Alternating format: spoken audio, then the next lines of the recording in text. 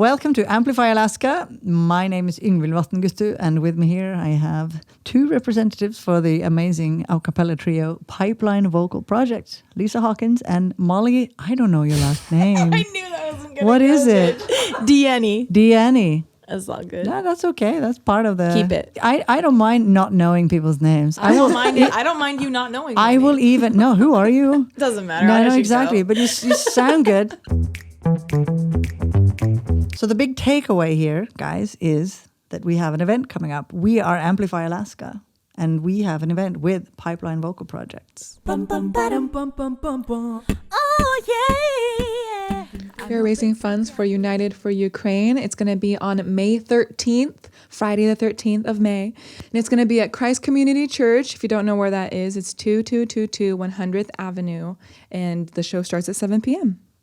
Doors open at 6:30. We are fundraising for United for Ukraine Fund for the United Way campaign, and we hope to see you there. If not in person, then online. You can find all of that on the Amplify Alaska website. Absolutely. And if you do go to 2222 100th Avenue, you'll get in for only $5. $5 $5. for a But good bring your cause. wallets to donate. Absolutely. All your plastic, everything.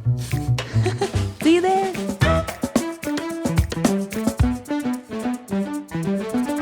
Thank you for having Thank us you. on your first episode. I know. Here. First podcast, super exciting. And it's not the first event that we do. This is our series 2.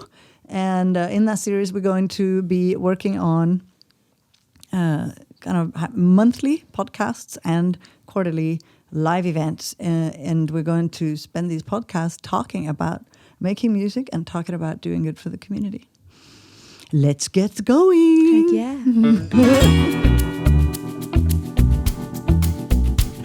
So, I think maybe Lisa Hawkins, founder and manager of Pipeline Vocal Project. Tell us about Pipeline Vocal Project. Yeah, so we are a contemporary a cappella trio based in Anchorage. And what we do best as a group is taking, well-known favorites, top hits, and putting a unique twist on it, performing it in a way, in a refreshed way you haven't heard before, whether it's in a completely different genre or into a different decade. So we are primarily a cover band, but not performing the covers in a completely different style. So a cover band, a vocal cover band. Molly, you're one of those 3. And can you tell us a little bit more about the music and the music making? We're going to hear some soon, but what's your... Yeah, absolutely. So obviously we're a trio, and our third, Audrey, couldn't be here. She wanted to, but typically we break things up. We've got kind of a rhythm section with some amalgamation of bass and beats, and then a soloist, and then some harmonies in there when we can fit them. Obviously, it is complicated trying to make songs that you know and hear on the radio sound like what you know and hear on the radio with 3 voices. So there's a lot of thought and a lot of care put into the arranging. I'm definitely still a student of that. Lisa does the majority of our arranging for our shows, and she's wonderful at it. And so it's definitely a bit of a puzzle trying to figure out how to put it all together. But typically I'll sing bass, and then Audrey does our solo work for the most part, and then Lisa is our vocal percussionist. And when you hear this music, and because we've heard this music, you can tell us a little bit about what it's like to be the bass. I mean, sort of Yeah, no. You're beatboxing. You're this is actually booming. a fun story. No, yeah. Yeah. I mean, I think so. I did some a cappella work at UAA for UAA Glee Club, and that was kind of my introduction to a cappella outside of some kind of like choral sense that was trying to do something fun and different, but never anything official, right? And so becoming a bass it kind of happened by accident. Lisa was looking for people, and she put out a call on Facebook, of all places. And Facebook. Yeah, Facebook. Yes. Back in the day when people were active. Yeah. All right. No, and I mean, like, had a couple people tag me in it, and they were like, oh, they're looking for lower voices. And I sent the most cringe audition video. Oh God, I'm like walking around my parents' house singing. We looked back on it a few months ago. Not just walking around, like walking out of frame completely. You just hear a voice. I assume it's but her it's so singing. bumbly and so basic that it carries anyway. It did, you know, I did like okay. I'm can't here see her, but we can later. sure hear her. No, but like, pretty but like, funny. yeah, no, it's really cringe looking back on that. I hadn't done anything like professionally in a long time. But anyway, she found me on there, and then learning how to be a bass was definitely different. Like in a contemporary a cappella sense, it's not like the male or typically male voice part bass. It's not a range or a timbre. It's imitating the rhythm section. And so learning how to do that as effectively as we need to with three voices to make it work has definitely been a process. And I mean, there's still a student, of course, of it, but it was really fun, and definitely I had to rethink some of the ways in which I was singing, because I was such a choral kid. I grew up and went and was in, choirs, usually like some somewhat churchy choirs or school choirs for like 15 years or something like that. So it was very different, and still unlearning some of those habits. But then, Lisa, I mean, you were brand new to beatboxing. Yeah, tell us about that. How did you? Yeah, well, I knew that if I were to start a professional group up here, I would have to be the primary beatboxer, because I figured the odds of finding a female beatboxer up here and willing to do this on a professional level was slim to none. So the funny story I like to tell was that the first time I've ever beatboxed in front of anybody was Pipeline Vocal Project's very first concert, which was at the UAA Wendy Williamson. That was like our first big show. We were headlining the Acapella Festivella in 2019, and that show was the first time I ever beatboxed in front of anybody, and I just had like a couple months to learn, basically. Well, you got to tell the whole thing. About the show? Yeah, okay. absolutely. Is it possible to beatbox into this microphone right here, or is it the Give 'em a radio little mic? Are we something. allowed to beatbox into very expensive radio mic? I can try. We'll see.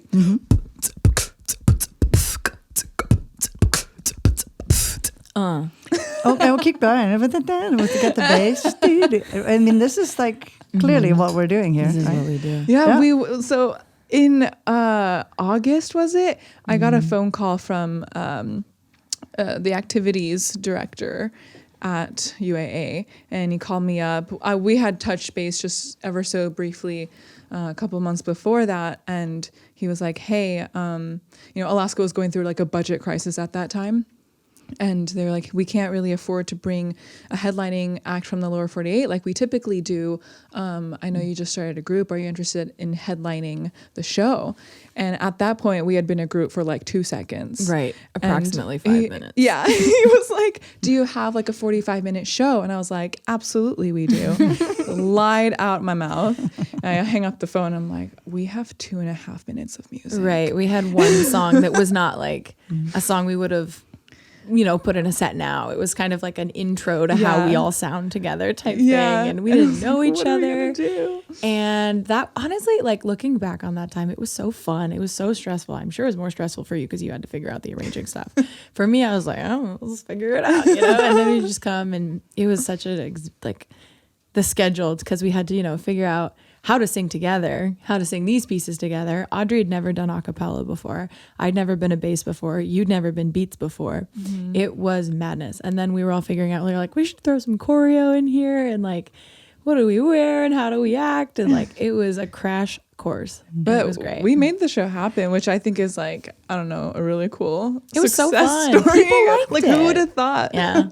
The odds were not in our favor. Right. And that was October 2019 was our first show. Yeah. October 2019. So fast forward to now, when we're recording this, we're in April 22. Mm-hmm. So we got 2.5 years. Mm-hmm. And now you've been around the world, and you've been a little bit. You're going around the world a little bit again. Do you want to tell us the kind of what's coming up, just so we get an idea of what has happened since you were there with a hairbrush and no, I didn't say that. You didn't say that. I just Walking in and imagined out of frame. That's walking in and out of frame, 2.5 minutes worth of music, and now you have slick shows, amazing looking promotion, and you're being booked everywhere. And so, tell us a little bit about what you've been doing in the past few months and what you think you're going to be doing coming up. Yeah, we just got back last month from Dubai. We went over there for the World Expo,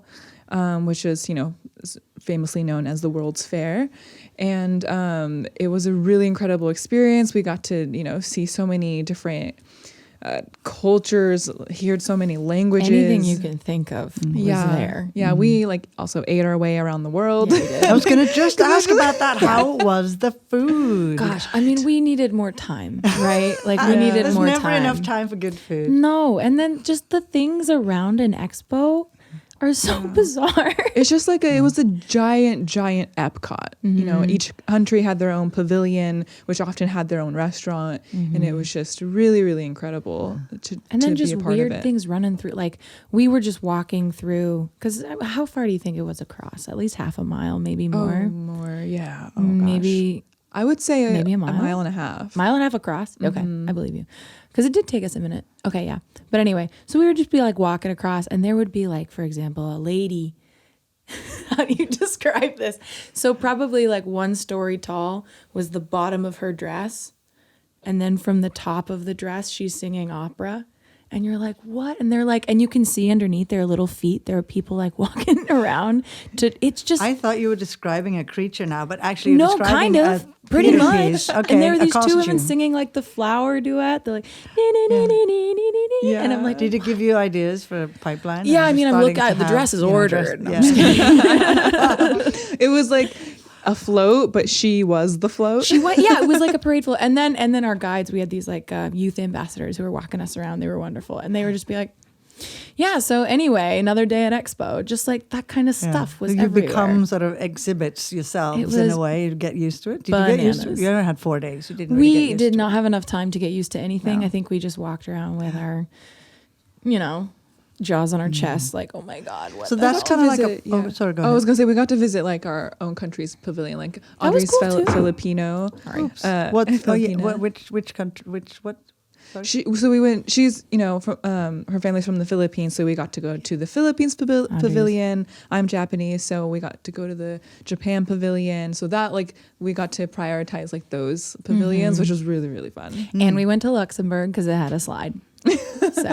So I was just going to say about priorities. Filipino food and Japanese food. Okay. The Japan one was the coolest pavilion, and so there were these queues. Everybody would line up for different pavilions. Some of them had long lines, some of them had no lines, and the Japan was by appointment only. You would have It was to so crowded. You would have but, to yeah. get on the app at 9 in the morning, and from 9 to 9:05 there were spots open. But Maybe that's COVID stuff as well. Or no, I was think it was the nature organizational? of the experience. The Okay. pavilion. Yeah. Each person had like a headset and had a somewhat individualized experience. But our youth ambassador was like the godfather of pins, because you can collect all the pins from different countries, and he got us in. He's Yeah. When's the next? I want to go. When's the next expo? Actually, it's in 2025 in Osaka, Japan. And is Pipeline Vocal Project going to go to Osaka? We hope better. so. Yeah. Well, so no. there was kind of potentially even a career opportunity coming out of something as kind of one of a kind shot like that, right? I hope so. Yeah. I would And- love to go to Osaka. And then what other things are kind of happening for you in the near future? Yeah, well, actually, on Monday morning, we leave to go on our very first cruise job. We're sailing from Vancouver to Hawaii, so we're really excited about that. That's happening in May, end of April, early May. And then in the middle of May, we're a part of this program called Arts Envoy, which is run by the government Department of Culture and Educational Affairs, or Cultural Affairs. I messed that up. I believe you. Yeah, and it's a program where they bring artists in to engage with the communities and stuff. So we're going there for an AAPI, Asian American Pacific Islander Heritage Month event, and so it's like a week-long program. And then we have some other things coming down the line too. But and the AAPI event is in Vancouver and Whitehorse. Right. Yes. So you start. Oh yeah. Okay. Vancouver and Whitehorse, and then Hawaii, and then Dubai. So you've been interesting places. We're getting out there. and so back a little bit more to the music and music making. We're going to talk about that. You did talk about you're making covers, or you're the arranger, and when you arrange a tune, do you pick music for what you like? Do you think about suitability for this group? Do you think about, this is going to be super easy and I haven't got much time, so I'll do it, or this is going to be a challenge I want to learn? I mean, how do you kind of choose what music you make? Yeah, I typically look at what we need in our set first. Like, what kind of vibe are we looking? Are we needing another like upbeat audience participation sort of song, or can we afford to do kind of like a chill one maybe? And then I'll decide on the vibe, and then typically, being a cover band, so singing songs that people know, I'll look at, do we want to do a hit from this era right now, or do we kind of want to do like an oldie, a classic? But we do typically choose songs that are well known, that people can have fun listening to, and people can have fun hearing in a completely different, like new way. Mm-hmm. And that makes it maybe harder to think about writing original music for acapella, for a 3-part acapella, which I have researched. It's quite a rare thing, right? This is not the thing that people do. But you're doing it, and you primarily, currently anyway, you're focusing on music that in a new costume that people already know, right? Yeah, basically. Molly did write one in 2020, but other than that, yeah. Mm-hmm. We did one. It was kind of a Breonna Taylor tribute, and it was 2020 when election and political and systemic upheaval basically in the wake of those tragedies. But I think also Alaska, we're somewhat of a novelty here still, because there isn't an a cappella presence, and so it's been such a gift in some ways, because a lot of people anyway are very willing to give us a chance because they've never seen anything quite like us before. So there is originality to it, even if they are covers. It's not that we're by any means against originals, but like, this is a great way to introduce this community to a cappella, because it's so prevalent in the lower 48, but we don't see it up here. I mean, other than the UAA Glee Club and Midnight Suns, and I'm sure I'm forgetting. We feel it too when we like perform in the lower 48, that like the audience there's a familiarity. They get it. Whereas here they're like, oh, that's cool. Yeah. But they're like, it's like, oh, wow, I wasn't expecting that. Whereas they're like, yeah, a cappella. Which, I mean, and both are good. Yeah. Both are good because different ways. The people here, like we've done some shows last summer in like Talkeetna and stuff, and that was really fun, because also like unusual for that, because I think that's more the guitar singer songwriter kind of arena. And so seeing, they had 3 no idea what girls was going singing, on. doing pop songs, it's like, what is this? But it's so fun. And like I said, I think we've gotten chances here in Alaska that would take us in Washington or California or anywhere else in the lower 48 a lot longer. And so it's been so great. And I'm going to do another little tag, which is the tag that we wrote down in this thing. So here's some music, and after that, give us your money.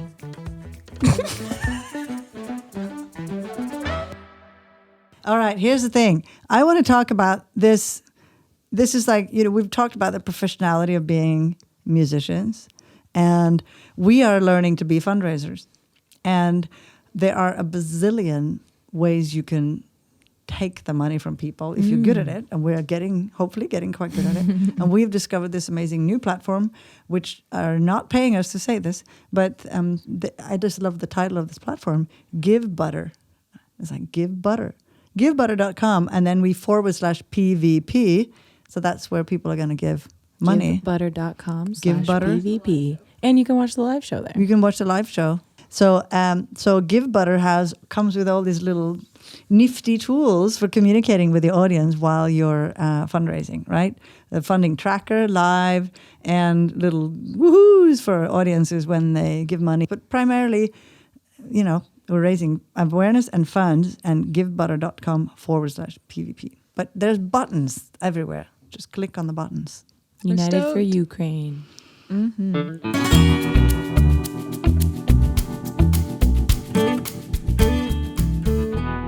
I want to talk a little bit about what Amplify Alaska is. And just like you're talking about, there isn't something in the community, just like an acapella group like you. We don't think there's something in Anchorage or Alaska like us, and except us. And so we're in this season 2, a series of podcasts, live events, kind of mixed up with music making at the heart. And which is why it's very important to talk about the music making, get the inside scoop on what it's like to actually make music professionally. And we want to highlight the role of musicians and other creatives in the community. And it is what's unique about our model, if I can call it that for a bit, is that it's the musicians, it's you guys, that bringing the cause that we also fundraise for. I mean, I'm sure you've done fundraisers where you've been called up and say, hey, can you do this fundraiser for this good cause? And we'll either pay you this much or we won't pay you at all. Can you please donate your services? And in some cases, that's great. In other cases, you'll say, oh, I'll think of someone else or something.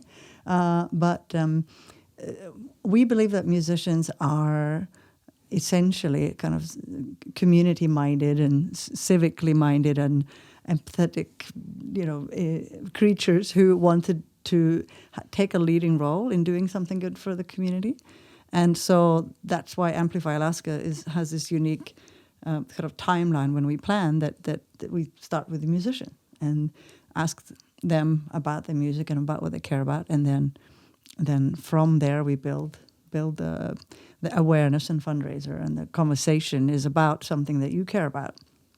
And so in that way, we could say that the Amplify Alaska highlights the connection between the do-gooders and the sound-gooders.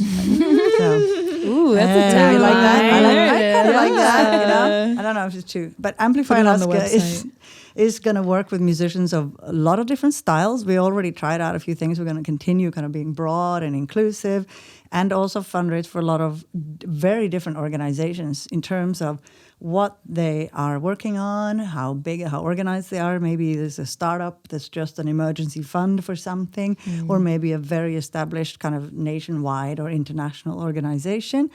And in doing that, we also learn about fundraising and fundraising models ourselves, which is also a very useful skill to have for musicians, because we're also, of course, musicians and film people and artists and creatives. So we're learning about this. I love that. I love that it starts with picking something that's, in the heart of whomever is performing. And then I'm sure it comes through in the work that they're doing it for a good reason. And then we get to do what we do best. So I would say that we raise money and we raise awareness, and we're also currently raising our skill level. And the cause that I think that we all agree is kind of currently overshadowing all other causes, or at least for many of us, not for all of us, but it's the plight of the people of Ukraine. And so I wanted to talk a little bit about the event that's coming up that we are all putting on together. And that is the event Amplify Alaska Presents United for Ukraine, May 13th at 7 p.m. at Christ Community Church. And that's featuring Pipeline Vocal Project. And I'll just say the whole thing now. Doors open at 6:30 and the music starts at 7. And where do you find Christ Community Church? If you don't have your map function on, I can tell you, and you can remember 2222 100th Avenue. Wow. You do The that plans jingle. December. There's a jingle right there for Pipeline. That's why we picked it, just the address. Yeah. So you can sing about it. 222 100th Avenue. I think it's just right. Yeah. The event is also going to be streamed. Frostline does streaming of the events, and we started out as a completely streamed event. We'll get more to that later. And online tickets are free. Donations encouraged, right? A streaming link is going to be emailed to you if you get a streaming ticket. So that's important. Where to go find the information about all of this is at www.amplifyalaska.org. So the beneficiary of this is United Way, and there's a global United Way campaign. United Way does, of course, have a big presence in Alaska, but there's actually not an on-the-ground person here in Alaska dealing with any sort of Alaskan aspect of the campaign. So that's why I'm just going to share some of the information on that process now. Otherwise, we would, bringing somebody from the campaign to talk to us about this. But I just want to say that what this organization does is addresses both the immediate needs, like transportation, accommodation, food, medicine, childcare supplies, infant formula, diapers, all the hygiene kits, all these things, and also those longer-term needs for people fleeing the conflict. So it's both the on-the-ground absolute urgent support and also looking at the bigger picture. United Way guarantees, and this is important, I think, that 95% of your donation will go directly to organizations on the ground who provide relief to those impacted by the growing humanitarian crisis. And so I wanted to ask maybe Molly first and then Lisa afterwards. So as artists, as an ensemble, as a professional performer, day to day in that work, you're concerned with your profession. You're writing, rehearsing music, you're keeping your voice and your bodies in shape, maybe expanding on technique, thinking of other things. You're constantly promoting, doing photo shoots, social media, booking gigs, thinking about the next move, basically. So how is raising funds and awareness through Amplify Alaska important to you?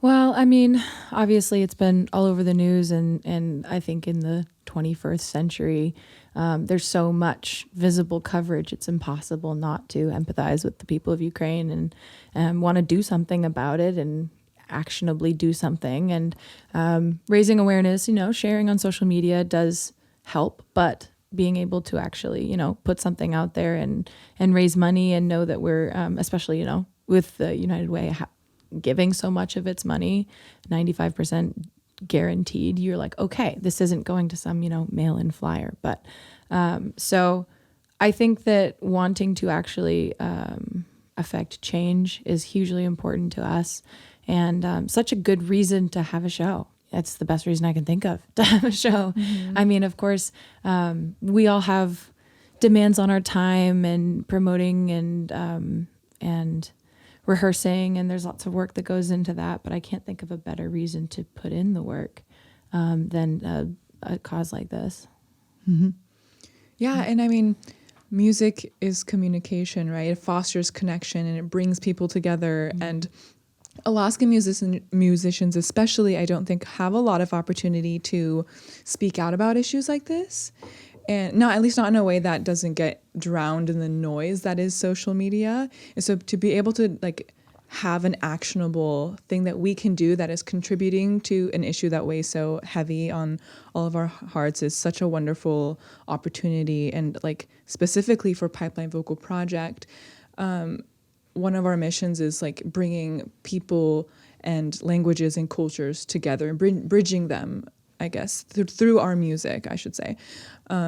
And that's been a really big driver of why we do what we do. So I just felt like if this tied in so perfectly to why we exist as well. Mm-hmm. Yeah, thank you.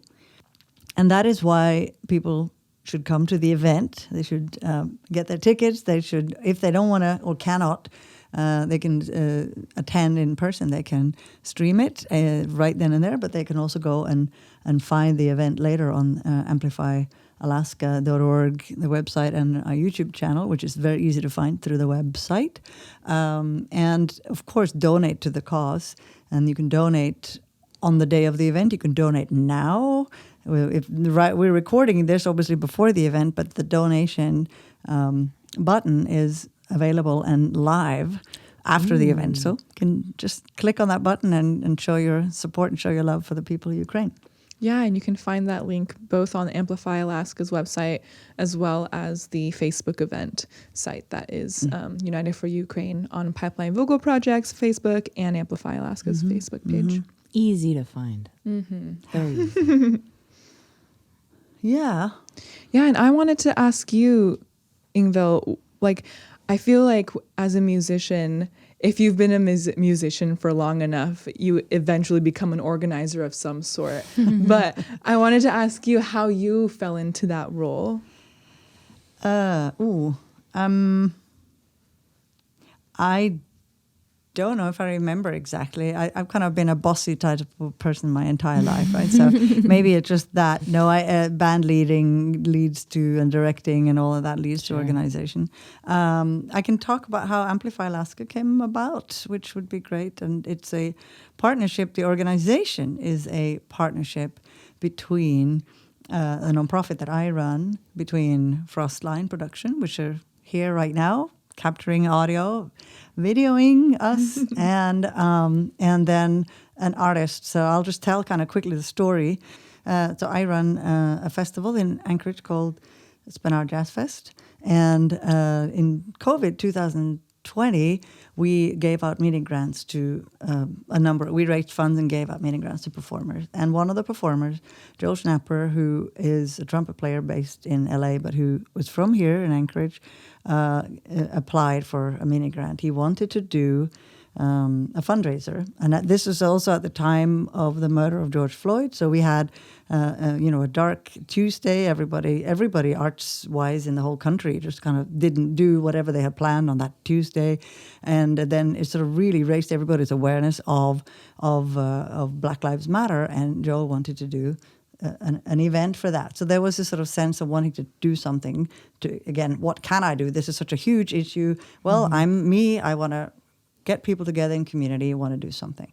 And I said, I'm going to use this mini grant for that. And then, of course, COVID was in full swing, and nobody wanted to either play live at an event, come to an event, open for the event. It was an impossibility. So what do you do? We're live musicians. This is something that was a problem. But actually, this whole Amplify Alaska project or program came as a result for that. So from what I know, Joel was working here at Frostline Studios with the owner, Richard Cooper, recording, and they got talking. It turns out that, of course, Richard Cooper has the same or a similar desire to do things, but then in the media of the expertise there, which is video or film or streaming, we all need to get the stuff out to people. So then I got roped back into that conversation, and then the three of us, Frostline Studios, Joel Schnapper, and my nonprofit, which is Northern Culture Exchange, we sort of said, let's create something. And then we started building it, and we've got this brand, Amplify Alaska, or this project. We've got this project, Amplify Alaska, that we're very dedicated to, and we're so happy that you can be part of. So Amplify Alaska in and of itself is a partnership between like Northern Culture Exchange and Frostline Studios. Yeah. And then the events that it puts on in and of its in each event is also a partnership between the cause or the nonprofit and then the artist. Absolutely. So it's kind of like a multi-way that's a thing, big which is great. And those kind of things typically happen organically as a one-off. And the fact that we want to make it a series and feel like each one is a one-off, but we need to obviously have some structure around it. And we've been able to fundraise a little bit so that we can have that. And we are, of course, now this is our first podcast, and we're in a place very excited about having got to the point where we're doing it, and we're planning our year ahead. So that's really exciting, actually. It is. Finally, when we can have live events be a more consistent thing that we can actually plan for these days versus, these last couple of years, we didn't even know what we were planning for. No, exactly. And it's still happening right now. We're all impacted by COVID. There's suddenly, there's a kind of a red alert, and then we don't know what's going to happen. And it's great to have streaming and video and these and the structure in place for us.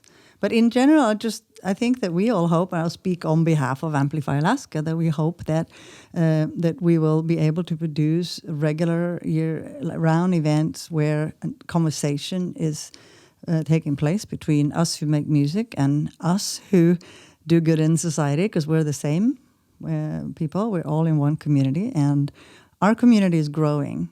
We are currently sitting in the heart of Spenard in Anchorage, Alaska. We can, through the internet, reach anywhere in the world, and we're just hoping that this is a movement that can grow. Let's hear some music. I think you brought some tracks. What are we going to listen to? Yeah, so the first one you're going to hear is Truth Hurts, our cover of Truth Hurts by the one and only Lizzo. And we perform it in a 50s style and like a little doo-wop. Bobby socks? Poodle skirts. Just as good.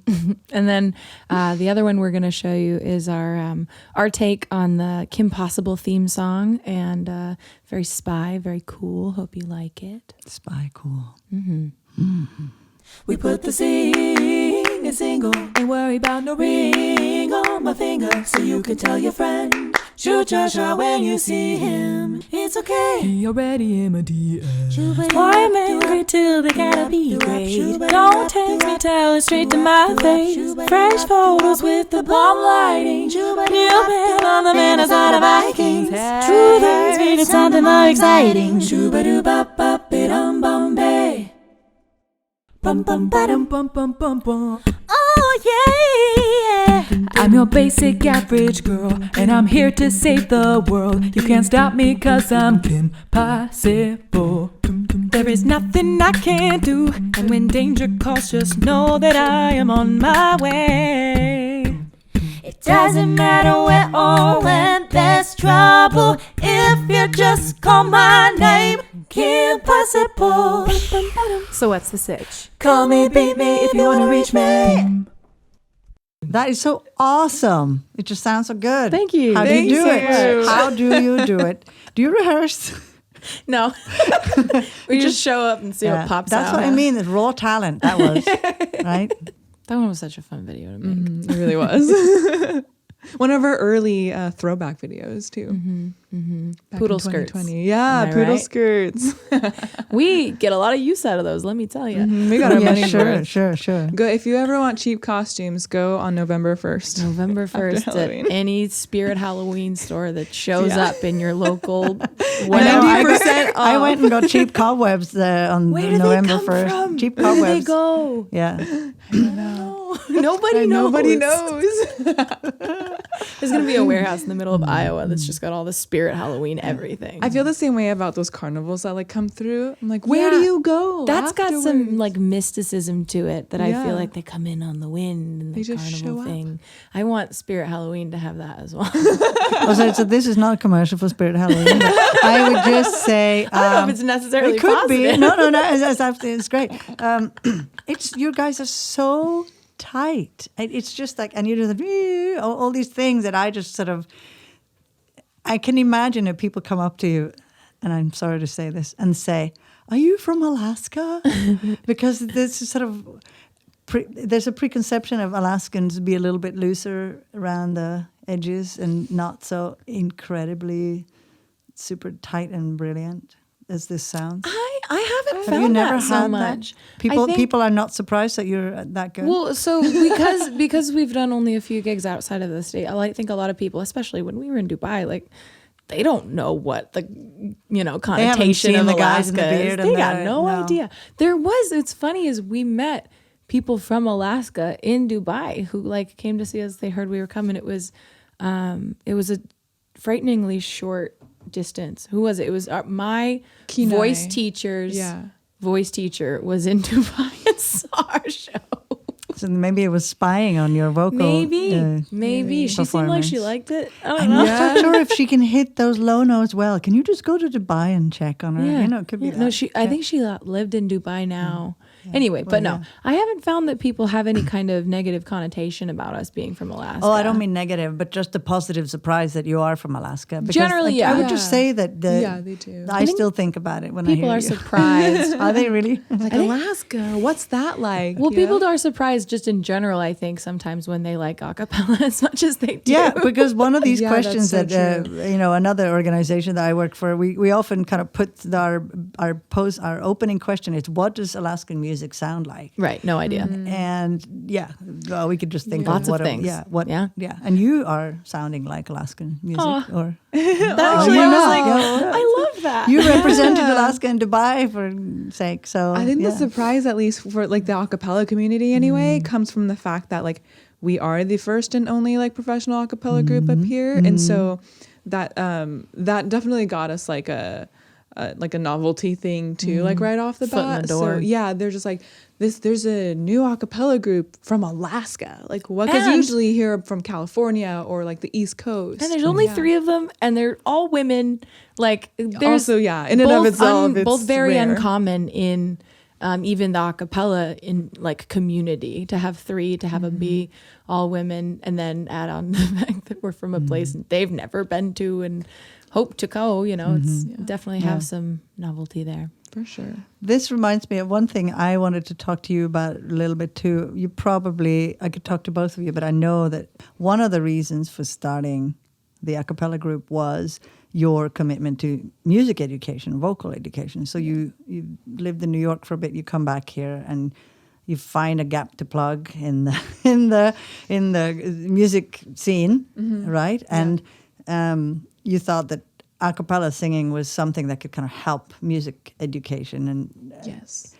Yeah, I think as a product of the public school system here, Anchorage School District, and being someone who was very involved in like the vocal community in middle school and high school, I didn't really even know about contemporary a cappella until I left Alaska. And as someone who was so passionate about like vocal music, the fact that I didn't know about that just speaks to the lack of presence it had here. And I, after going to college and joining an a cappella group and then seeking more education about it by going to like camps and, traveling to just kind of absorb as much as I can, I just really saw the benefit that it gives young people, and it doesn't have to just be young people, but where I saw it was, camps, like kids camps and schools where, of course the people are in choir because they love to sing. But if you're pushing just Baroque music or madrigals on like young people, that's really hard to be accessible for them. It's pretty, it's nice, but if that's all you're doing is classical music, it's really hard to find the drive to keep going. I think you have to create music and allow them to sing music that they would want to listen to also. Like they want to sing their songs that they sing in the shower, right? And to be able to share that with their classmates, and then adding new skills like bass singing and vocal percussion just adds a whole new like dimension to vocal education that I think is so, so valuable. And I really, really wanted to bring that to Anchorage and really cultivate the scene here, because I see the benefits of it and it thriving in the lower 48, and I don't really see it thriving here as much. So I just wanted to be that change. so this is bridging the gap between maybe a sort of slightly outdated form of music education, thinking behind music education, and the youth who are actually... Right. And I mean, I think it's funny because such a specific style casts a wider net. Like if you like what you said with the Baroque music, with your Gregorian chants, you're gonna get the hardcore fans. You're gonna get the people who are like, you just give me the sheet music, I'll figure it out, I'll sing it. I love to sing. But someone who's casually interested in music but very quietly passionate about it, you might stoke something in them that makes them want to actually do this and makes them want to give it more of a chance than they may have otherwise. And someone who would be more tentatively interested could really find a place in that. And then it's so fun. We've done a couple of workshops and bringing in the beatboxing aspect, even with the vocal, diehards, they don't know anything about beatboxing, more than boots and cats, which everybody starts there, but taking it that extra step can be really fun. And then we worked with a high school group in California, and they were pretty good. And so then I think using acapella and in this large group sense can make people have a little more fun with sounds that maybe aren't very dignified, right? Like we were doing bagpipe noises with them. Oh, I was thinking of completely different noises, but those too, you could use those, I'm sure. But no, I think doing that can make you, take it a little less seriously and have fun with it. I mean, these are kids, and I think that's such something we need up here, right? Because you can get very serious about music, and then just remember that you love it for the fact that you love it, and not necessarily because your whole world depends on it, but also it can be such a source of joy. And can have a sense of play about it. And we definitely want to work more with within the Anchorage School District and with kids locally.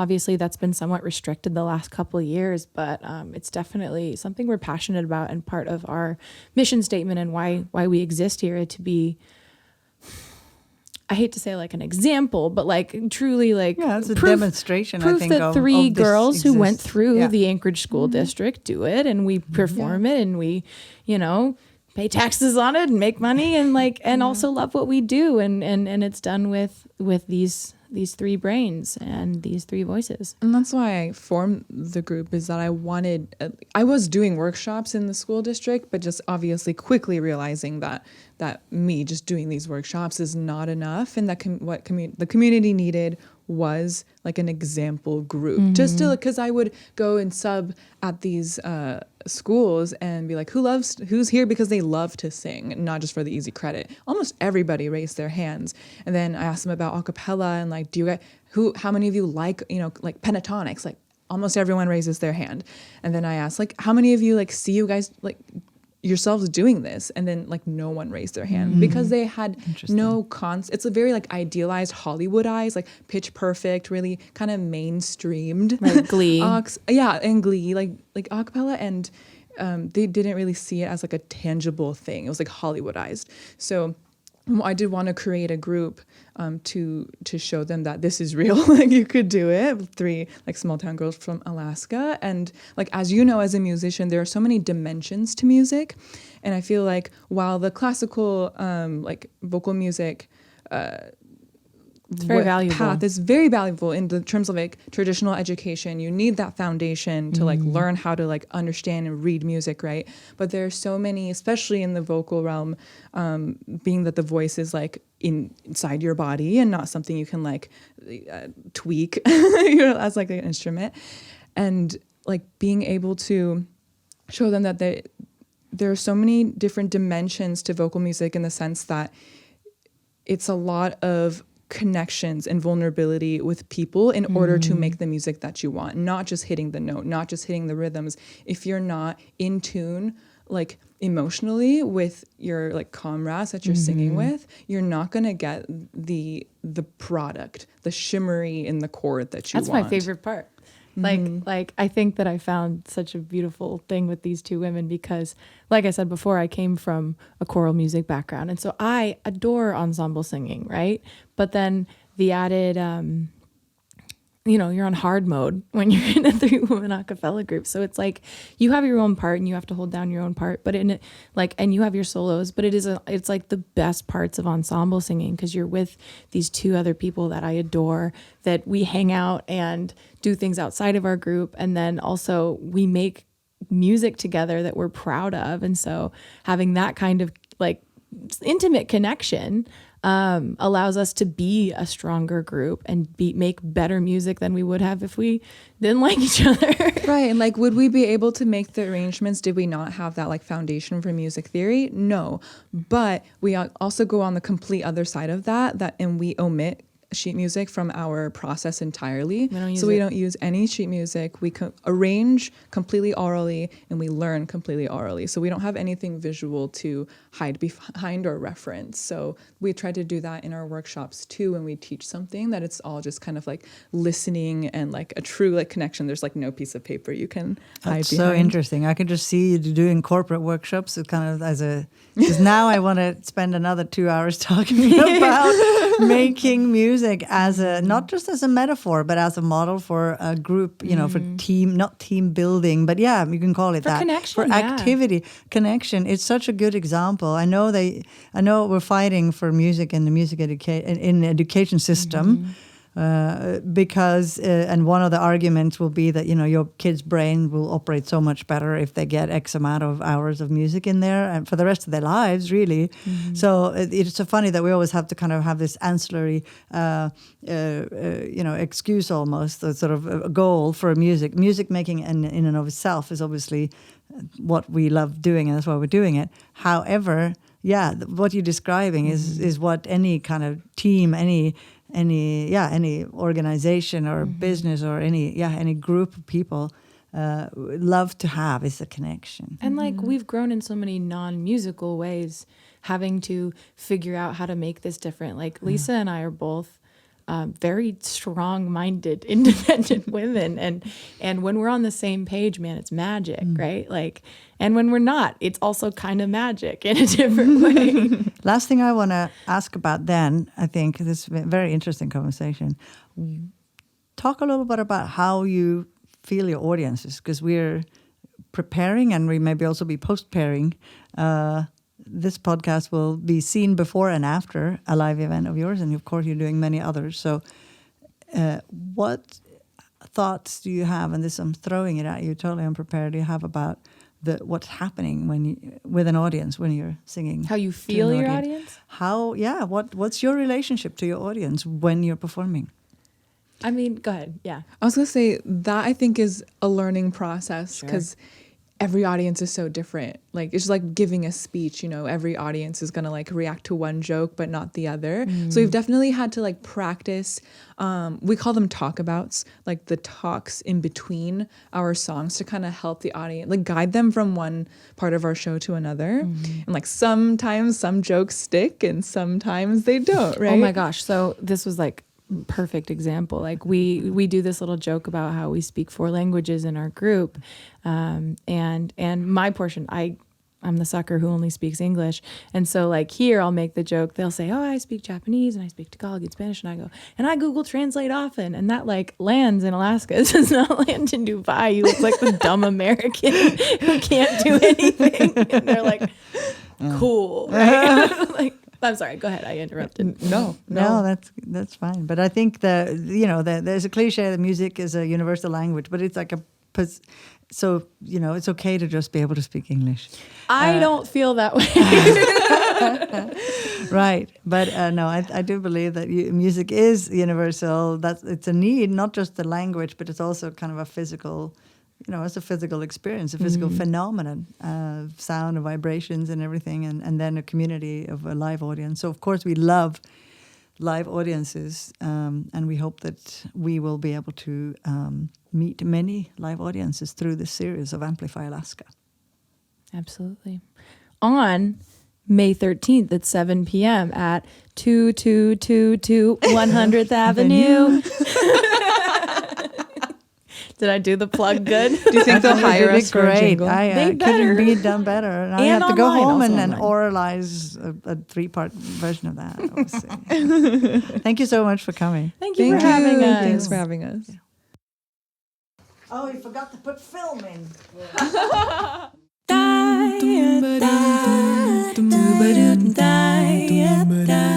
Hey, can we just talk? Can we just talk about where we're going before we get lost? Lend me our thoughts, can't get what we want without knowing. Yeah, started off right, I could see it in your eyes, I could tell that you wanted more. What's been on your mind? There's no reason we should hide. Tell me something I ain't heard before. I've been dreaming about it, and it's you that I'm on. So stop thinking about it. Can we just talk? Can we just talk? Talk about where we're going before we get lost. Lend me your thoughts. Can't get what we want without knowing. Never felt like this before. I apologize if I'm moving too far. Can we just talk? Can we just talk? Figure out where we're going. Oh, na na na. Penthouse view, I left some flowers in the room. I'll make sure to leave the door unlocked. Now I'm on my way. I swear I won't be late. I'll be there by 5 o'clock. Ooh, can we just talk? Talk about where we're going. I never felt like this before. I apologize if I'm moving too far. Can we just talk?